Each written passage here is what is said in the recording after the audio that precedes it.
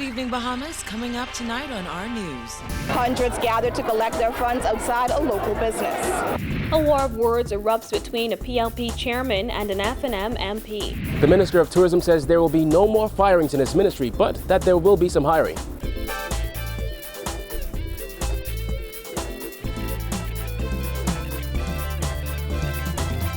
Our news is brought to you by Alive, the nation's newest and best LTE network.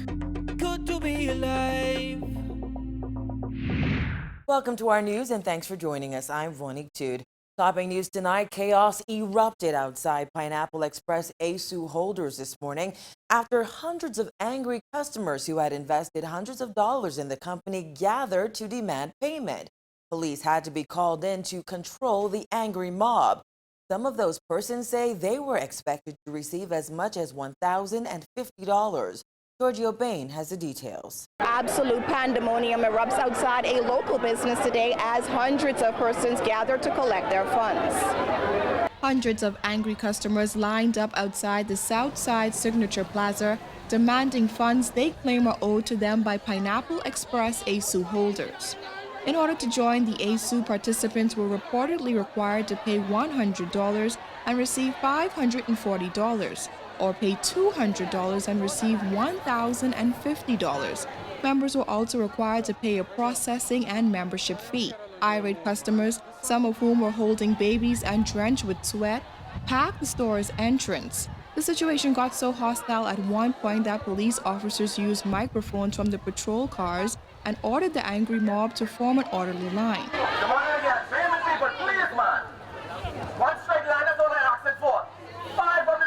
Go through one small door at the same time. I'm saying let's do it in an orderly fashion and we get served much quicker. I don't want no one on top of the step. I want one straight line. I'm not gonna open that door until we have one straight line. Officers eventually escorted the owner, who was holding a shoebox, and other company representatives into the building. Some customers say they were standing in line since 3 a.m. I was signing up from 7:35, right? And then they're supposed to open the store from 10 o'clock. This is not fair to the Bahamian people.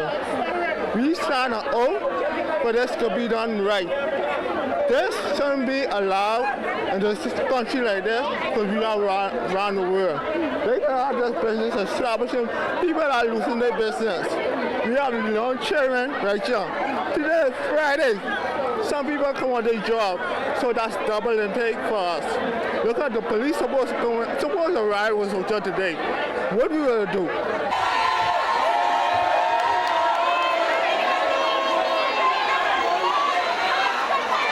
The company released several statements to customers via Facebook, starting on Monday, asking all customers to attend an urgent meeting, informing them that the business will be closed. The meeting was set to take place at Breezes Resort at 7:30 p.m. on Monday. Another statement was sent announcing the business would be closed on Tuesday. After 11 p.m. on Tuesday, another statement was released stating that the government officials and authorities had advised the business to keep its doors closed until a new system was set in place. The final statement released stated that staff and authorities will distribute refunds between 10 a.m. and 11 p.m. today to all members wishing to be refunded, and that the company used all funds to meet its mission of people helping people. This customer said he knew the ASU concept sounded too good to be true, but he needed the extra money. Well, she didn't explain that. That's not my problem. All I know is I sign a contract where it is I get $200 for $1,050. I saw it as an opportunity to get to be a part of something that would help pay some bills.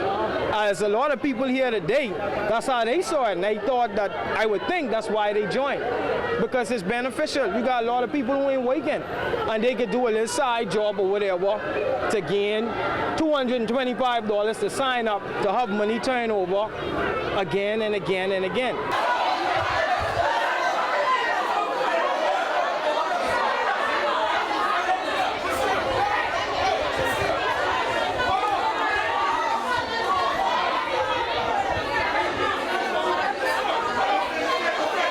I invested $200 $225. And the payout was? The payout was $1,050.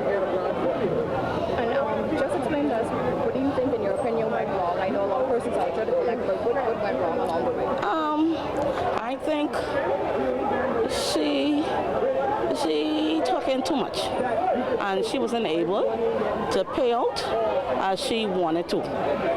Mind you, I think she meant well, but it was just too much for her. This customer, who identified herself as Daniel, said her daughter referred her to the company after receiving 2 successful draws, but she wasn't as lucky. I heard about the ASU draw from my daughter, and when we heard about that they were not sharing out,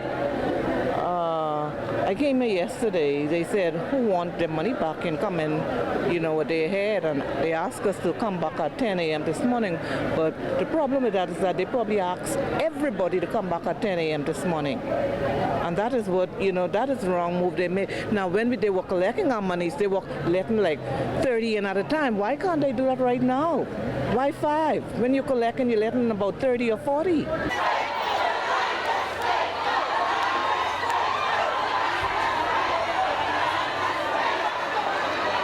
Some customers say while they believe the company's heart was in the right place, they would never do it again and consider it a lesson learned. Never, they could never ever get my money, never again.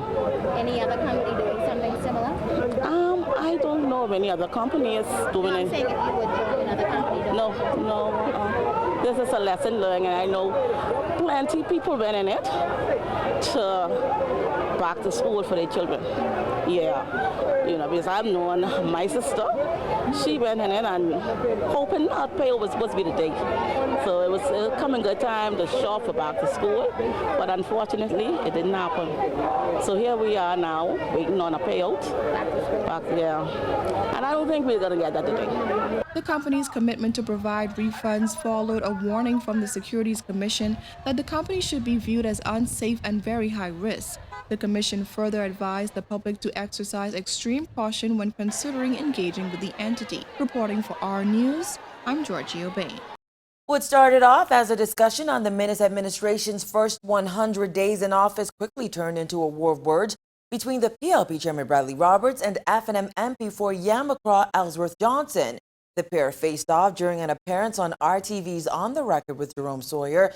Jasmine Brown has their heated exchange in this report. The hour-long show was filled with several heated exchanges. However, it was Roberts' admission that sparked the hottest exchange. The PLP chairman's comments came after Sawyer asked him to respond to the Minnis administration's claims that there was tremendous wastage of public funds under the Christie administration. The reality is this. Under governance of the Free National Movement, monies were wasted. Under the PLP, mistakes were made. This ain't nothing new in governance. All around the world it happens. It has to where stop. Governments make mistakes and monies are wasted.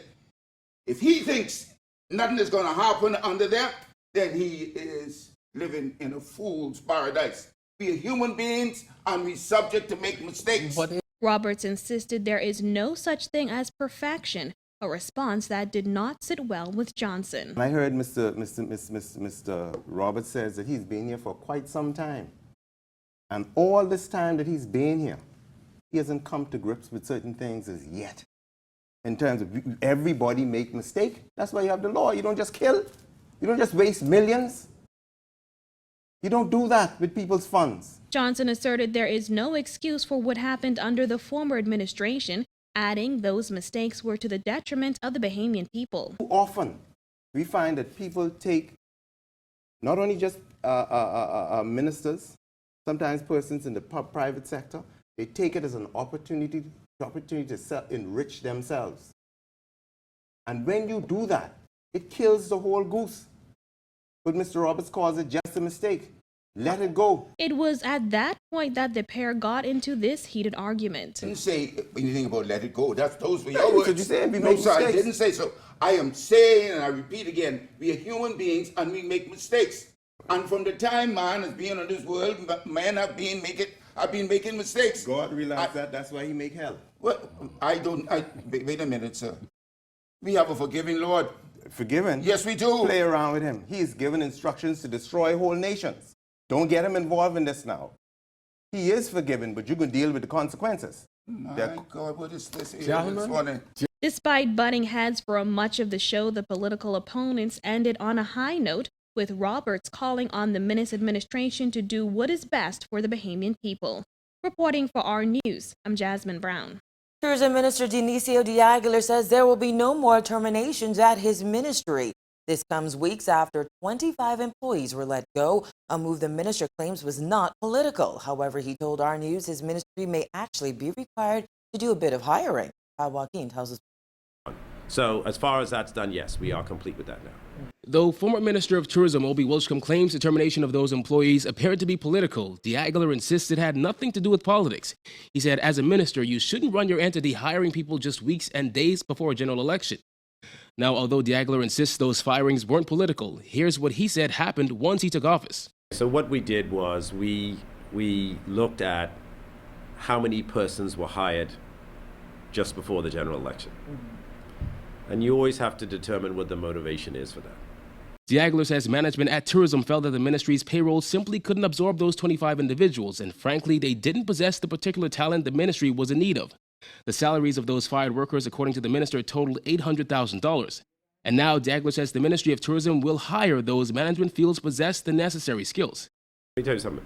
The Ministry of Tourism is always hiring people. Okay? We need individuals with specific skills. We will always need those persons. And so we're always looking for persons that will fulfill a function that we need fulfilled. He said tourism is the country's #1 industry, and with a changing world where just about everything is digital, his ministry has to evolve as well, getting rid of the old method of doing things. That, he said, requires the right people. We must keep this particular agency of the government responsive to an ever-changing market. As I say, 67% of people purchase their vacations online. So that's very different from what happened 20 years ago. So you need to be able to innovate, creative, bring individuals into your ministry, always operating within the purview that you have a specific budget. For our news, I'm Kyle Joaquin. Anglican Archdeacon James Palacios is slamming former Court of Appeal President Dame Joan Sawyer, who recently claimed that 2 prominent clergymen are not qualified to speak on judicial matters. She's a respected person in the community, but quite frankly, I think she was just talking a bunch of foolishness. You cannot find any basis in scripture, nor in church history, nor for any current events that would almost dictate that priests or pastors, not to mention the 2 bishops who are at the center of this issue, should be talking only salvation of the soul. Earlier this month, Sawyer insisted retired Archbishop Drexel Gomez and senior pastor of Mount Tabor Church Bishop Neil Ellis needed to shut up and stay within their bounds. Palacios says religious figures have always had their say when it comes to societal matters. The Pope, the current Pope, who is by far the most outspoken Pope in recent times on social issues, he takes the lead and he is revered the world over. Not only talking about the salvation of the soul, which is ultimately our goal, but he sees it as a duty to address international as well as national issues. So as far as I'm concerned, what he was talking about was a bunch of stupidness, and it really has no basis in modern Christianity. The Bahamas Christian Council president is also defending Gomez and Ellis. That story coming up after the break.